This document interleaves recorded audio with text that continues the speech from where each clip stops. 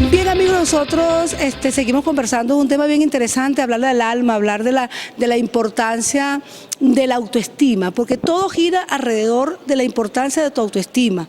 Usted decía de la constancia y la perseverancia. En estos días leía que la gente no se debe preocupar por no ser tan lenta, lo que debe ser es tener talento para lograr esa constancia, y de verdad que sí, es un eslogan que a nosotros nos encanta. La experiencia, ¿cómo decirle desde su yo, desde hace 25 años que usted se planteó lograr cambiar el paradigma individual, que es lo más difícil, porque el paradigma social se cambia en la medida en que yo cambie mi paradigma personal? ¿Qué tan difícil, cómo creció y lo más importante, cómo decirle a los gobernantes que son causantes de mi estrés y de mis sufrimientos emocionales que nos atiendan? Eu diria que ver a diferença como um valor e não como algo a ser eliminado. Inclusão, sempre inclusão. De ver, há uma tendência muitas vezes dos governantes e do mundo acadêmico institucional de ver os pobres como alguém que ele alta a algo. Alta educação, da educação. Alta comida, da comida. De ver os outros como potencial, porque se uma pessoa ou uma comunidade está viva hoje é porque é competente, é porque soube através da história dos antepassados de chegar até hoje. Então, quando miramos o outro como recurso que pode ser mobilizado e somado ao recurso institucional, 2 mais 2 faz 19. É a única maneira de romper com o pensamento cartesiano que diz 2 mais 2 é sempre 4. Não. É quadrado. Pode ser 16, 17, quando se soma esforço. Um ponto de vista é apenas a vista de um ponto. E quando se vai trabalhar com essas comunidades consideradas como carentes, são carentes sobre um aspecto, mas têm uma competência, têm recursos escondidos. E temos que somar esforços e não a ser para os outros, mas a ser com os outros. Quando se faz com, por exemplo, eu sou médico, psiquiatra, quando vou fazer, não hago a terapia para a comunidade. Na terapia comunitária, hago a minha com eles, porque o que dizem me interpelam, me obrigam a pensar. Eu acho que obriga a buscar. Quando os governantes, as instituições que querem trabalhar com desenvolvimento humano, eu diria, veja esses espaços, essas comunidades como tendo recursos que precisam ser despertados, somados com o recurso governamental ou institucional que chega.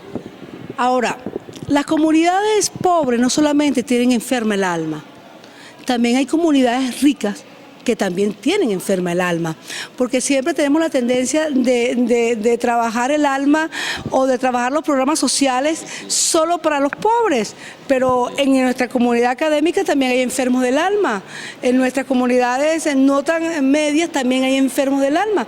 ¿No han ido ustedes a eso? Sim, essa é uma pergunta que jornalista suíço me ha hecho. Como uma coisa que nasceu num bairro, numa favela, em Brasil, pode servir para Genebra, em Suíça. A questão é que aqui em Brasil, por exemplo, na América Latina, é a miséria material de não ter casa, de não ter comida, de não ter educação, que desumaniza as pessoas. E na Europa, é a miséria afetiva que desumaniza as relações. Por isso que acá em Brasil funciona muito bem, porque humaniza as pessoas, e na Europa se ajuda a criar redes de solidariedade, de mirar o outro não como um inimigo potencial, pero como um fiel colaborador de meu processo evolutivo, que vai me questionar, me colocar. Eu acho que nesse sentido, acá é a miséria material que desumaniza, e nos países ricos é a miséria afetiva, onde não se toca mais no outro, não se abraça, o outro se mantém numa distância, por isso que tem tanto suicídio e tanta soledade. Ahora, ya para despedirnos, ese mensaje es del alma para toda la gente que nos está viendo a través de nuestras redes sociales y de televisión.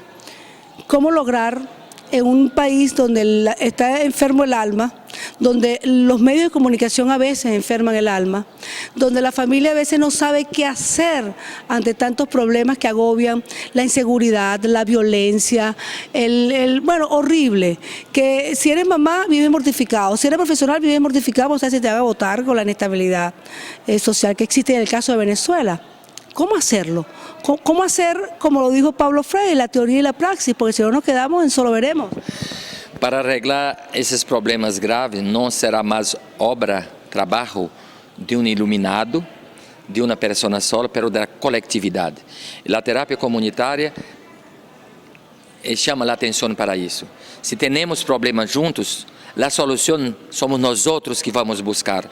Porque se temos problema e algo nos diz que tem uma resposta, vamos quedar dependentes.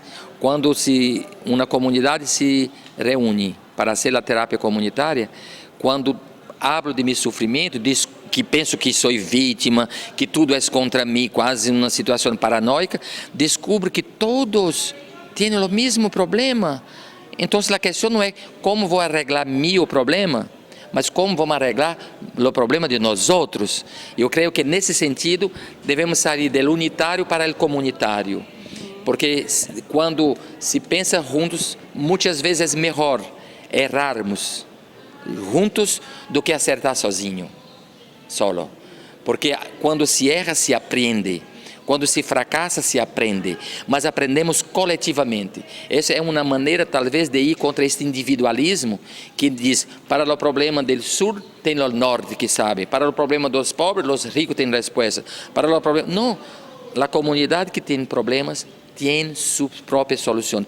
Mas não se recordam, e nesse sentido eu diria, ser terapeuta comunitário é ser um despertador de lembrança, de recuerdos. É lembrar aquele que está caído, que tem direito de se levantar. Lembrar aquele que está culpabilizado, que ele não tem culpa, que é um generoso. O que está cansado, que tem direito de repousar, de caminhar e assim.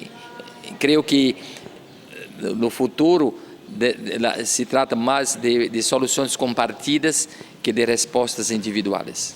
Bien interesante. ¿Va a traer las terapias comunitarias a Venezuela? ¿Ya está en conversaciones? Já está acá. Hacemos uma formação essa semana. Capacitamos 15 pessoas e aqui em Valência tem 3 profissionais que foram capacitados, em Caracas outros tantos, e já estão começando.